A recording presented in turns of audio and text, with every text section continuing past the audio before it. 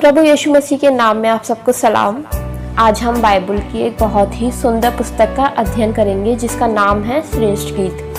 दरअसल श्रेष्ठ गीत प्रेम गीतों की एक श्रृंखला है। इसका अधिकांश भाग गीतों के रूप में है, क्योंकि पुराने समय में इजरायली लोग अक्सर ही परमेश्वर की स्तुति करने और उसके कामों का वर्णन करने के लिए गीतों और कविताओं की रचना करते थे।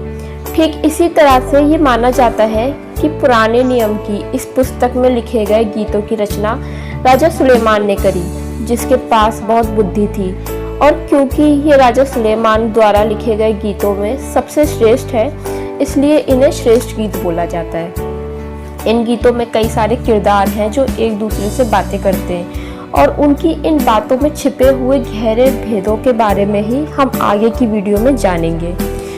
श्रेष्ठ गीत के पहले अध्याय को पढ़ने से हमें मालूम होता है कि इसमें दो किरदार मुख्य हैं, पहला वर और दूसरा वधू। इसमें एक वर मतलब एक पुरुष एक वधू से मतलब कि एक स्त्री से बात करता है, और एक वधू अपने वर से बात करती है।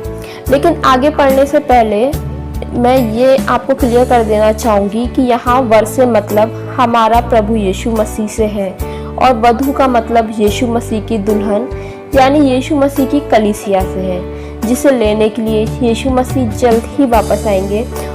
और ये पुस्तक हमें बताती है कि परमेश्वर का प्रेम ही हमारे लिए सब कुछ होना चाहिए। राजा सुलेमान के द्वारा लिखी गई दो और किताबें नीति वचन और सबोपदेशक सांसारिक और व्यावहारिक ज्ञान देती हैं, परंतु सुलेमान का श्रेष्ठ गीत ईश्वर के प्रेम की बात करता है। श्रेष्ठ गीत के पहले अध्याय में दुल्हन मतलब कि वधू का अपने वर के लिए हम प्रेम की शुरुआत को पाते हैं। पहले वचन में लिखा है सुलेमान का गीत, तो ये दुल्हन का नहीं बल्कि दूल्हे का गीत है, जिसका अर्थ है कि ये प्रभु का गीत है जो हमारे मतलब उसकी दुल्हन के लिए है, ना कि हमारा गीत जो उसके लिए है। क्योंकि हम अपने प्रभु से इसलिए प्यार नहीं करते कि हमने उसको चुना है, बल्कि हम अपने प्रभु से इसलिए प्यार करते हैं क्योंकि उससे पहले उसने हमसे प्यार किया और हमारे लिए उसने प्यार का ये गीत गाया। प्रकाशित वाक्य 14:3 में लिखा है, वे सिंहासन के सामने एक नया गीत गा रहे थे। उन 1,44,000 जनों को छोड़ जो पृथ्वी पर से मोल लिए गए थे, कोई वो गीत ना सीख सकता था। हमारे प्रभु ने पहले ये गीत हमारे लिए गाया था, इसलिए अब उसके चुने हुए लोग जो उसके साथ जाएंगे वो ये गीत उसके लिए गा सकते हैं। और ये गीत हर कोई ना तो सीख सकता है और ना ही समझ सकता है।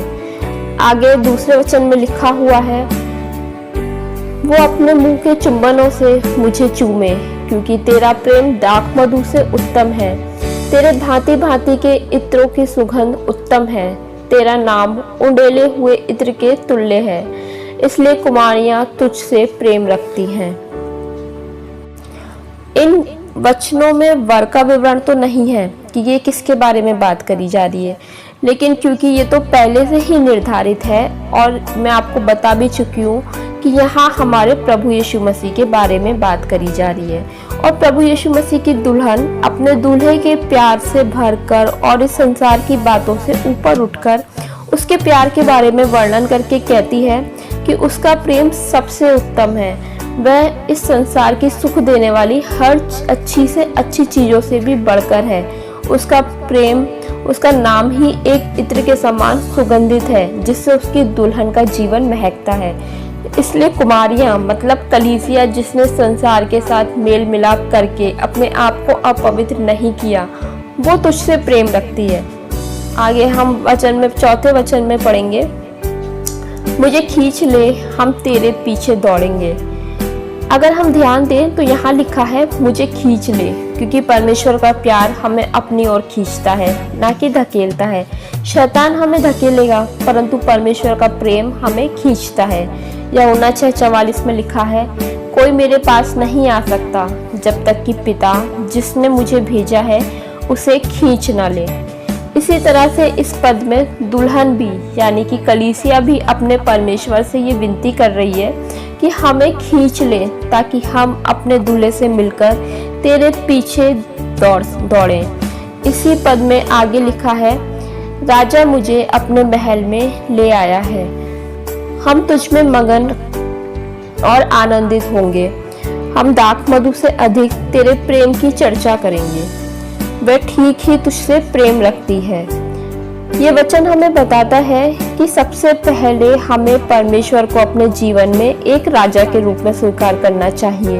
एक राजा की जगह देकर उसकी अधीनता में रहना चाहिए, उसकी आज्ञाओं का पालन करना चाहिए, उसकी महिमा और उसकी सराहना करनी चाहिए और अपने जीवन में उसे हुकूमत करने का अधिकार देना चाहिए। आज बहुत से ऐसे लोग हैं जिन्होंने परमेश्वर को एक राजा के रूप में अपने जीवन में स्वीकार नहीं किया है, इसलिए वो उसकी अधीनता में भी नहीं आ पाते हैं। उसकी अधीनता में आने के लिए ये जरूरी है कि वो हमारा राजा हो, तभी हम उसके महल में जाकर मगन और आनंदित होंगे और दुनिया की हर सुख देने वाली और लुभावनी चीजों से बढ़कर उसके प्रेम की चर्चा करेंगे, क्योंकि केवल वही प्रेम करने के योग्य है।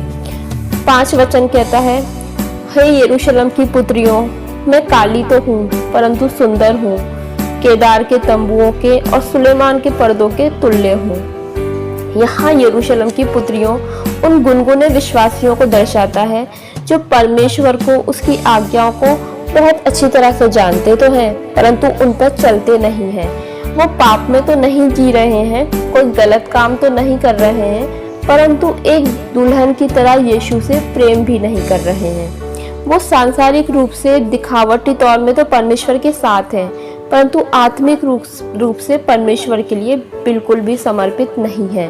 उन सांसारिक लोगों से यीशु मसीह की दुल्हन अपनी तुलना करते हुए बोलती है कि मैं काली तो हूँ परंतु सुंदर हूँ, क्योंकि हो सकता है कि ये गुनगुने विश्वासी बहुत सुंदर हो देखने में और बहुत अमीर हो, उनमें बहुत योग्यताएं हो, उनके पास बहुत सी उपलब्धियां हो, परंतु यहाँ दुल्हन बोलती है कि भले ही मैं इतनी योग्य नहीं, इतनी आकर्षक नहीं, मगर मैं खुश हूँ कि मुझे मेरे दूल्हे ने चुना है। 1 कुरिन्थियों उसका 1 अध्याय के 27-29 वचन में लिखा है, परंतु परमेश्वर ने जगत के मूर्खों को चुन लिया है कि ज्ञान वालों को लज्जित करे, और परमेश्वर ने जगत के निर्बलों को चुन लिया है कि बलवानों को लज्जित करे, और परमेश्वर ने जगत के नीचों और तुच्छों को, वरन जो है भी नहीं, उनको भी चुन लिया है कि उन्हें जो है व्यर्थ ठहराएं। इसलिए यहाँ दुल्हन खुश है कि उसके दूल्हे ने चुन लिया है। आज हमारे पास भी खुश रहने का, आनंदित और मगन रहने का यही एक कारण होना चाहिए कि हमारे दूल्हे ने, मतलब हमारे प्रभु यीशु मसीह ने हमें चुन लिया है और लोगों से अलग कर लिया है। इसलिए यहाँ दुल्हन अपनी तारीफ करते हुए बोलती है कि मैं सुंदर हूँ और केदार के तंबुओं और सुलेमान के पर्दों के समान हूँ, क्योंकि परमेश्वर भारी रूप से नहीं देखता।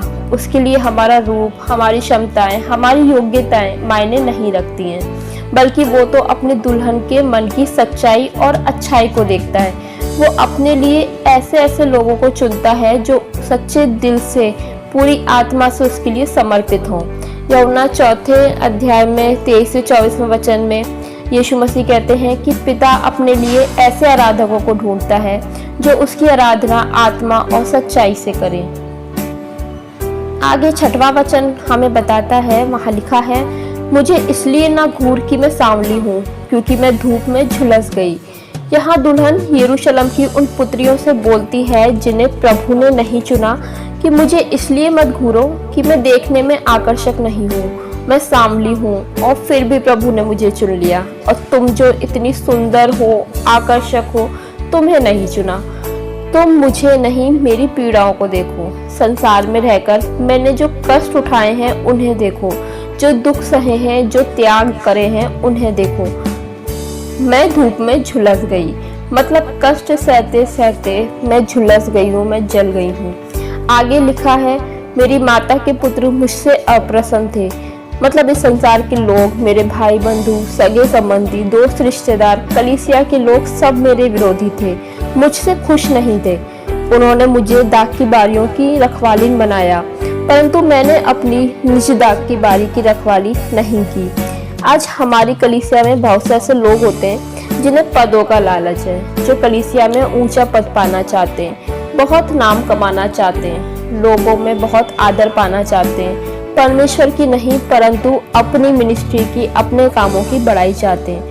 और आखिर में यही होता है कि वो अपनी दाग की बारी यानी कि अपनी मिनिस्ट्री की बड़ाई कराने के चक्कर में, अपनी मिनिस्ट्री को फेमस करने के चक्कर में, अपना नाम ऊंचा करने के लालच में, अपने मिनिस्ट्री के कामों में, अपने जीवन में इतने व्यस्त हो जाते हैं कि परमेश्वर के साथ व्यक्तिगत रूप से चलना छोड़ देते हैं और धीरे धीरे परमेश्वर से दूर होने लगते हैं। इसीलिए इस वचन में वधू कहती है कि मेरी माता के पुत्रों ने, मतलब मेरे लोगों ने, मेरी कलीसिया ने मुझे दाग की बारी की रखवालिन बनाया, परंतु मैंने अपनी निज दाग की बारी की रखवाली नहीं करी। मैं परमेश्वर के लिए काम तो कर रही थी, लेकिन मैं परमेश्वर के साथ नहीं चल पा रही थी। मैं परमेश्वर के वचन से दूसरों के जीवन में तो फल लाती रही, परंतु मेरे निजी जीवन में वो वचन फलवंत नहीं हो पाया। मैं अपनी दाग की बारी की रखवाली नहीं कर सकी। इसलिए हे मेरे प्राण प्रिय, मुझे बता, तू अपनी भेड़ बकरियां कहाँ चराता है? दोपहर को तू उन्हें कहाँ बैठाता है? वास्तव में एक यही दो चीजें हैं जो हमें अपने प्रभु से चाहिए।